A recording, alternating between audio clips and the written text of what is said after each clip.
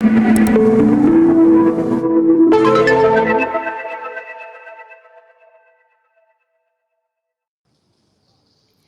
everyone. Welcome to the show. I'm your host, Marissa True, and today we have a very exciting episode. I am joined by Cordell Broadus, otherwise known as Champ Medici. How are you today? What's up, Marissa? I'm doing good. How you doing? I am not bad whatsoever. I'm not sat there in Beverly Hills, which looks really lovely and green behind you. So tell me what you're up to today. Well, today I'm going to an event for Leora Cohen. Um, I'm here actually early and waiting on my mentor Russell Simmons, who's late at the moment. He always drills me about being on time. So right now I'm taking my victory lap in the car and just I'm gonna tease him about being late. Because he's always on my head about being on time. It's very much a student becomes the teacher moment, wouldn't you say? Right. So, by virtue of introduction, you are an entrepreneur, you're a creator, you're a collector, and perhaps most significantly, you created the Champ Medici Arts Fund in partnership with the Tezos Foundation to support emerging artists. And I want to learn about that in due time. But first, I want to start the way we always begin our episodes, which is to understand your journey into Web3. Like, what was the moment that brought you into the fold or, changed the way you saw digital creators? Really, 2000. I want to say 20. I was working on Unreal Engine and building games and stuff like that. And from there, I was meeting with Kai Henry, who worked with FaZe Clan at the time. He mentioned the metaverse to me, and then a week later, Nick Adler, who works on our team, brought a deal from my father for Crypto.com. So everybody in the room laughed when they were talking about NFTs and selling all these digital assets. And I just really honed in and did the research from there and just started to be a student and understand how the community works, and was able to, get into communities like the Board Ape Yacht Club, invest in Yuga Labs, consult for MoonPay, and just try to be the bridge for the culture in Web3, because sometimes, you know, we're always late to the party and we're always just the talent. I wanted to make sure that we had a piece of the pie and we were part of, the decisions that were being made and bringing in the cool factor. I wanted to focus on that. So you kind of wanted to enter the space on the ground floor, and you were saying that a part of this was because some of these deals were coming to your father. And for those who don't know, and I think it's a very small few, your father is Snoop Dogg, the Notorious, and he is also known as Kazomo Medici, which is another prolific name in the NFT art world. So as you sort of entered this space, how much influence did your father have on the way you honed into this creative space? Or was it you that brought him into the Web3 fold? What did that look like? I mean, we work together, so it's like we're a team. You know what I mean? It's not me, it's we. And that's just how we work. Like, we got a 25 age difference, so we're able to get two different, perspectives. And I think it's extremely important to work with someone who has the experience, because I'm going off of my gut and me just having my pulse on the culture, but he has actual experience in this you know industry and business, and having longevity and creating IP. And Snoop Dogg is an IP if you really think about it. So he's been doing this before me. I just put it in terms where he was able to understand it and you know monetize in a way that's authentic to him. And so, who were some of your other mentors in terms of, leaning on the wisdom of those that have worked in these spaces before you? Russell Simmons for sure. Um, Tony Fadell. He's the co-creator of the iPhone and the iPod. And just having these type of people in my corner and just asking them questions and you know reading their books, understanding who they were and what their journey took, and just knowing I have a lot of resources and a huge Rolodex that I could take advantage of, and not be modest to make things happen and make connections happen, because everything isn't about me. It's about the connection and furthering that person's brand and what they trying to build. And so when you first stepped into the blockchain creator space, what was it about NFTs that made you think this is really something? I know you mentioned that you wanted to make sure that you were kind of coming in on the bottom floor, but what was it that made you think this is something where I want to invest my time, my energy, and, pull together those resources that you were just mentioning into something Just that's going to be the just next be, wave? just because these artists already been selling NFTs, they just weren't NFTs. It's like mixtapes and CDs are NFTs. When you think about it, you're selling your content, your creative vision to a community that's loyal to you, and these you know assets that you're selling are physical, but they became digital to streaming and things like that. So now you're further removed to your from your community. So I just wanted to try to make it, you know, intimate again and make that experience for the fan and the consumer more personal, because streaming and all these things are, furthering you from experiencing the artist. Mhm, So if you buy this NFT, you get to go to this show and get to go to this and that, and it just makes you more, close to your artists who you love and who you've been supporting, and putting money in their pockets and helping them grow as an individual. So it's like returning a favor. right, so it's kind of allowing the fan base to connect with the creators that they've probably supported for a very long amount of time and feel like they sort of have a stake or like a piece of the game, if you will. So when we come to something like Tezos, which is very well known for its creative space, what was it about Tezos that caught your eye? Tell me how you came to discover Tezos and what really convinced you that this is where you wanted to invest more time and I, energy. I got a team that's smarter than me and that knows a lot more than me. So when they brought it to me, it just made sense. We aligned on a lot of the same visions, and I think, you know, I want to just continue what I'm doing, like just being the bridge and connecting things that didn't exist before. So us creating this fund together is to help bring awareness to minority communities and uplift creators and bring diverse creators for us, so that we can all just, have a piece of the pie. Like I'm saying, ownership is key. Mhm. And so talk to me about this mission to uplift, emerging artists that perhaps don't necessarily get the same amount of representation that other artists have gotten, in traditional art platforms, like say it's a gallery, a museum, and so on. How do you come to discover where all of this talent is? Because, you really have to know where to look to find Oh, you got a the dope gold suit mines on, here. right? But look, you got people like Russell Simmons who Hey, can, what's up? Who that? guide Hello. you and show you the Who's way. that? This is Marisha from Tezos. Oh, hey, Marissa. How are Hi, you? Erasmus. Nice to meet you. I'm good, thank you. How are you? Well, it's a pleasure to meet you. You're with the right man talking to Cordell. So yeah, I just learn from greats like him, and try to keep, Oh, he's always humble. being You know what? I'm his student, and I'm learning all the time. It's a second lease on life hanging out with him. So, like you said, there's sort of this two-way street when it comes to the mentor-mentee dynamic, like student and teacher and now. teacher to student.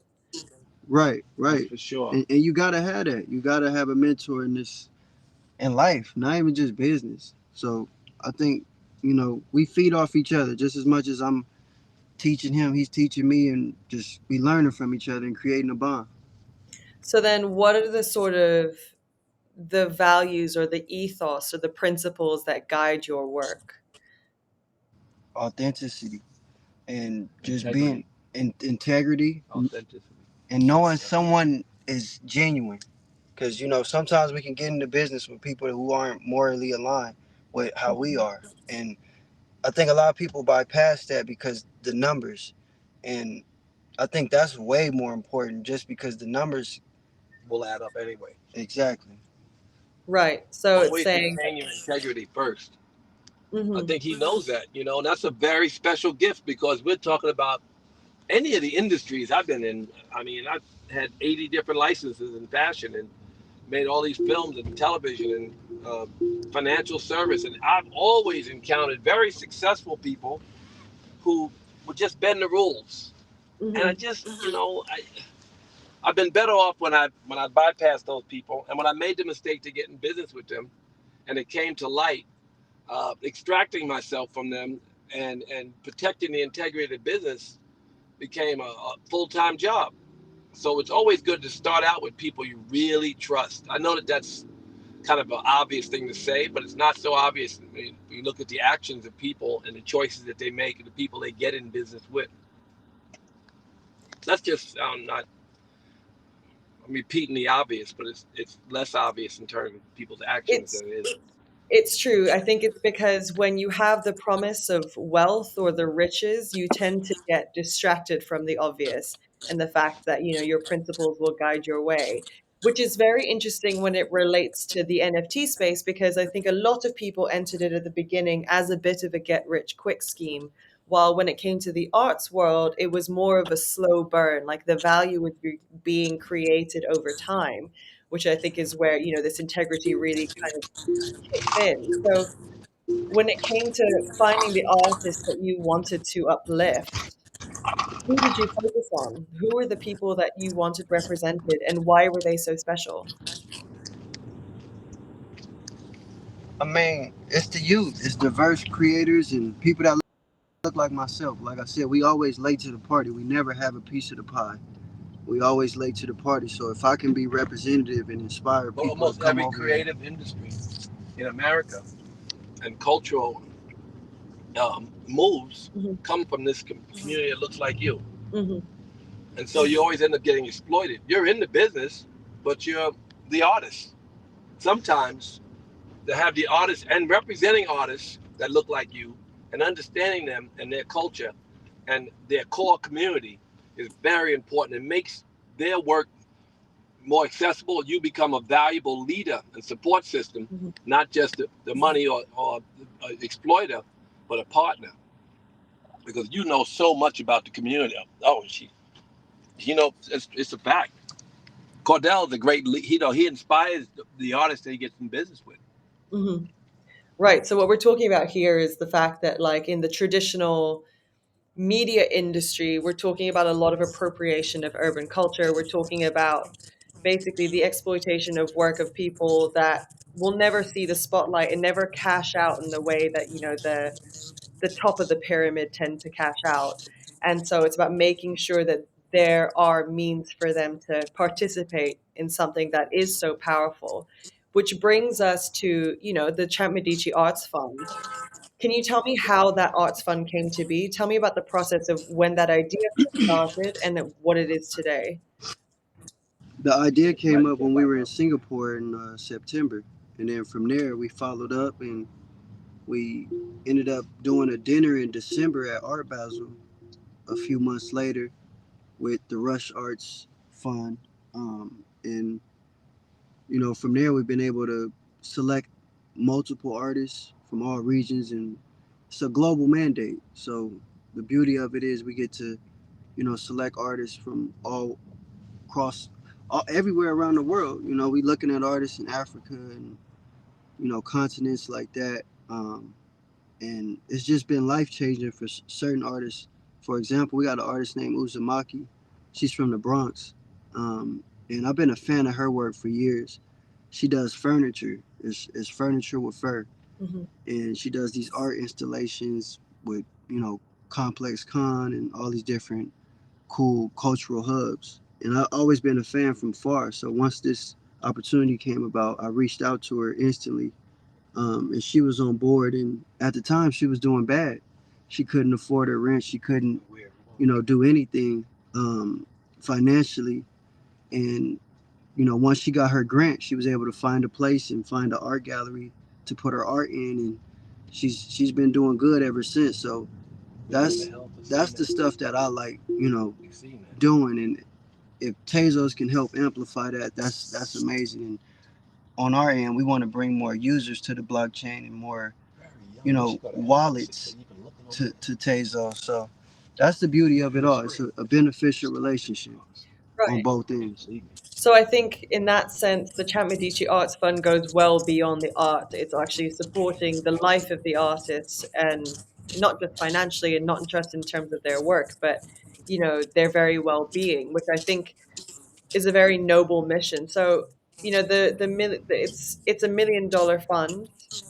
How does it work? Like how do these artists get selected, funded, and then what comes out the other side of the engagement?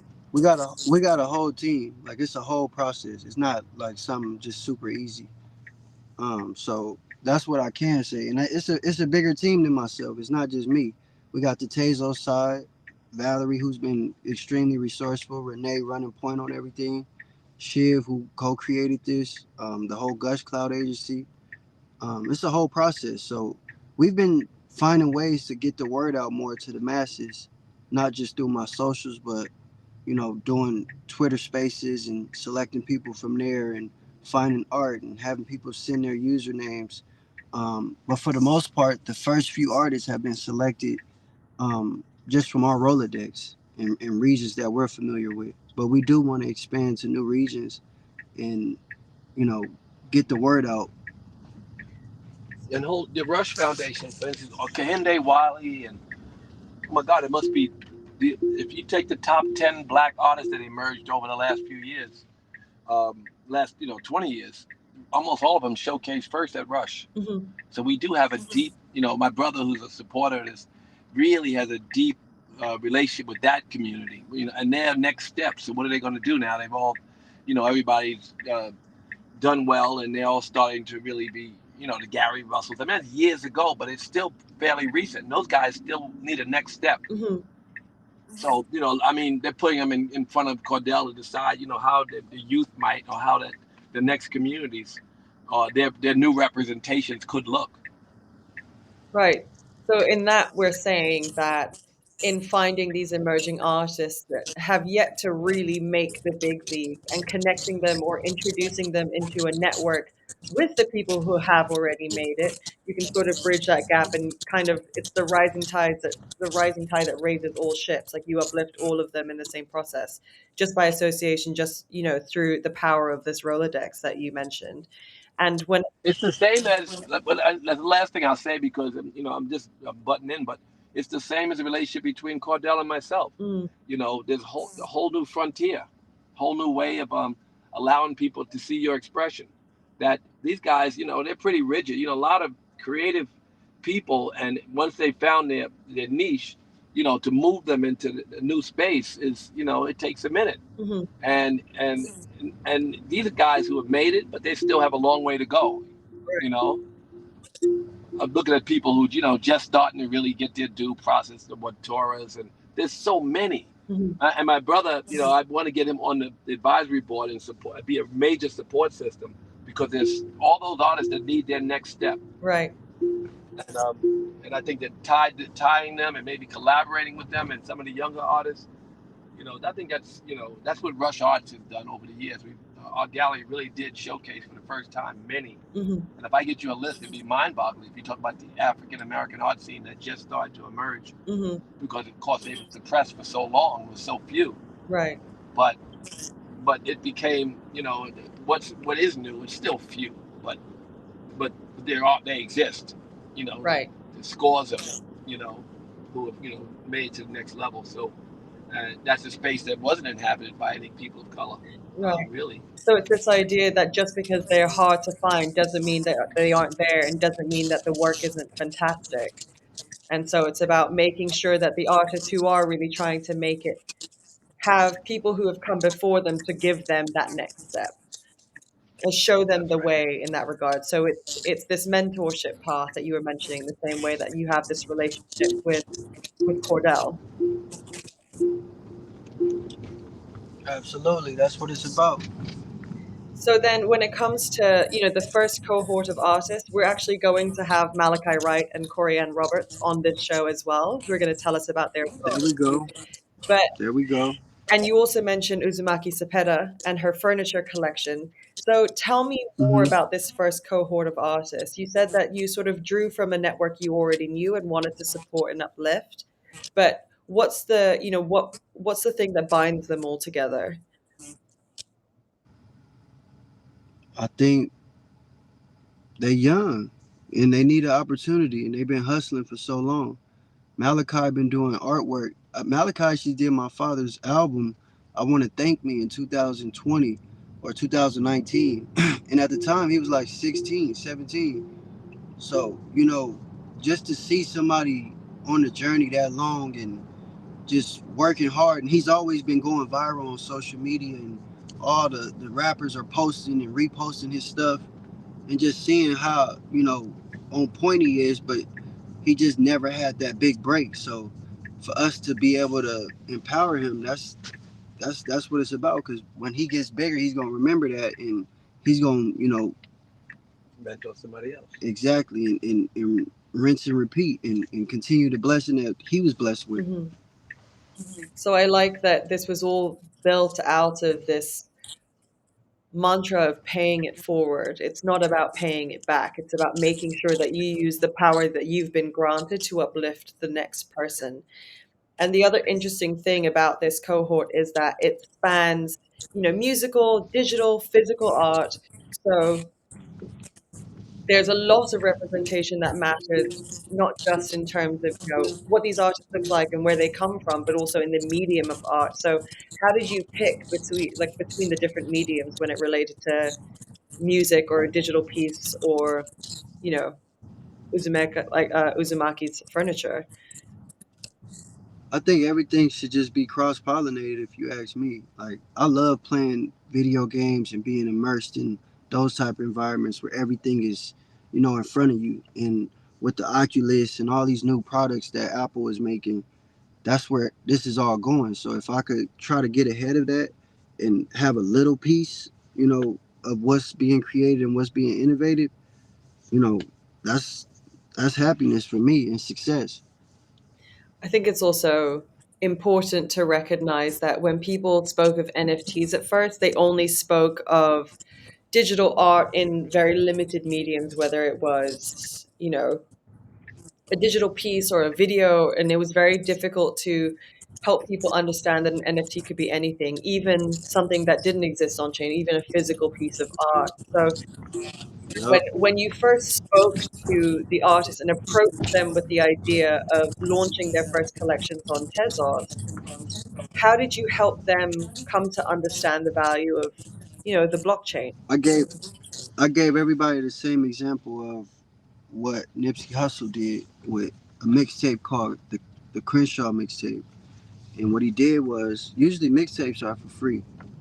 He, you know, priced his mixtape at $100, and he printed physical copies. And with that came a ticket to his concert, an intimate ticket to his concert, where it was like just 250 fans. And then also doing something with his clothing line, and just giving you all these perks to, his ecosystem. And that was an NFT. He did that in 2013. So, he was way ahead of his time. So that was the story I told all the artists, and they all remember that, and how he disrupted, you know, the music industry. Jay Z actually ordered 1,000 copies, when he did that, and it was trend setting, and it was innovative. But he was the one who did that, and that was essentially an NFT, a physical copy of the music that gave you access to his shows and to his clothing. Oh Lord, Will, you gonna slow down? We've been there all day. What happened? I'm just trying to get you to the big one. Yeah. Miss Daisy. What do you say, nigga? You call a nigga Miss Daisy? Yeah, they calling me Miss Daisy back here. It's not about But yeah, that's it. right. Okay, so tell me more about the artists. Like we mentioned, we spoke of Malachi Wright, we spoke of Uzumaki Cepeda. Um, Tell me more about some of the other artists that are in this first cohort. Who are they? What are they working on? I think it'd be better if they told you, because I just selected them because they dope, and I want them to have a voice, and let them speak, and let the world know who they are. So when it came to bridging those artists and connecting them or introducing them into the realm of blockchain, like how did you find, or what was your experience of working with different members of the Tezos ecosystem? I mean, everybody work different, but you blessing somebody with a grant and you know, having them have deliverables or bringing people to the Tezos ecosystem, it's gonna be a beautiful situation. It's a beneficial relationship too at the end of the day. So I think everybody just came with a fun mentality, and we figured out how it could work. Pairing people with the right person that knows the digital landscape, like everything is a process. So even with Malachi, like coming up with the two of America's most wanted idea, because he has so many different ideas, the hip hop 50th anniversary or going in this direction. He didn't really know which direction to go. So really trying to hone it in on a specific part of the culture, and he focused on the West Coast culture Hmm. with Tupac and Snoop. So it was all them. I can't take credit on anything. It was just them honing it in. I was just being there to help guide and comfort them and make them feel comfortable about doing some stuff they didn't know about, like blockchain. So you brought a lot of artists to Tezos and like introduced blockchain to them. But in your time in kind of getting to know the Tezos ecosystem and community, are there any artists that you discovered that were already there to begin with and should, also be celebrated, just that they already have the NFT component going for them? I wasn't focusing on who was already there because I felt like it was more important bringing people who aren't there, especially people that look like myself. Hmm. That's just my opinion and my perspective on it.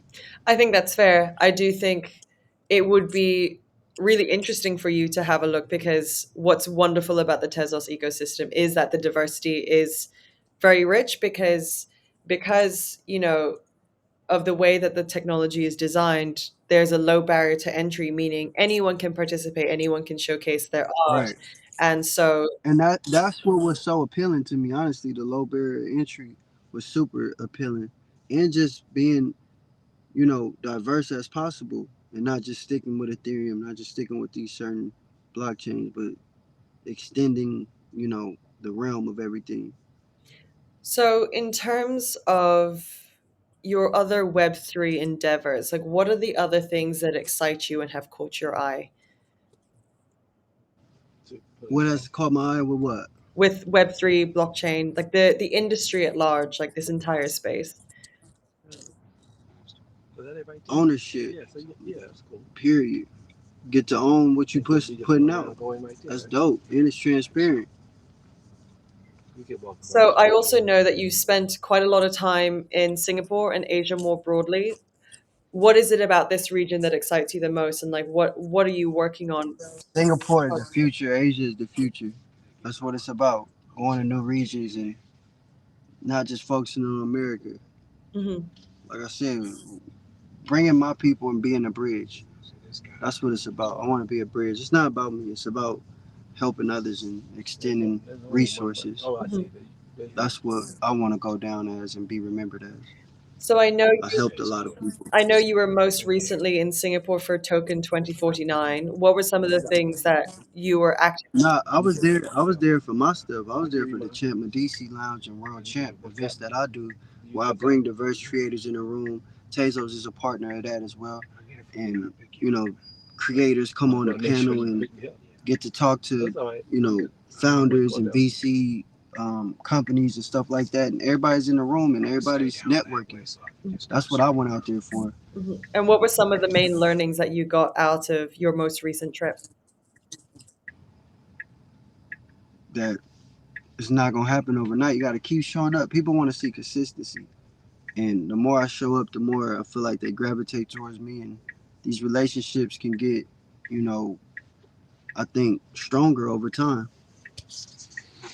Ready, And Cordell? Yes, so sir. I have one final question for you before you head out, which is what do you have Uh-huh. planned next? What's something exciting you would like to share with our audience? Uh, I think just being with Russell and just taking it slow. Taking it slow in life, enjoying my kids, reading books to my daughter, Mhm. stuff like that. And if you could give I think that's what it's about. one piece of advice to someone who's also trying to get involved into this space but don't really know where to start, what would you tell them? Do the research and go on YouTube so you can learn everything and ask questions. Ask a lot of questions. Don't be afraid to fail either or to get rejected. That's what it's about. Great. Well, Champ, thank you so much for your time. It was amazing to learn about what you're up to. And I think it's very inspiring to watch someone use the platform that they have to uplift other artists. We're going to have a very close eye on the development of the fund. So until that all kicks off, we will speak again. Okay. Thank you. Thank you. Salute. Shout out to Tezos for doing all of this. Thank you. What's up, man?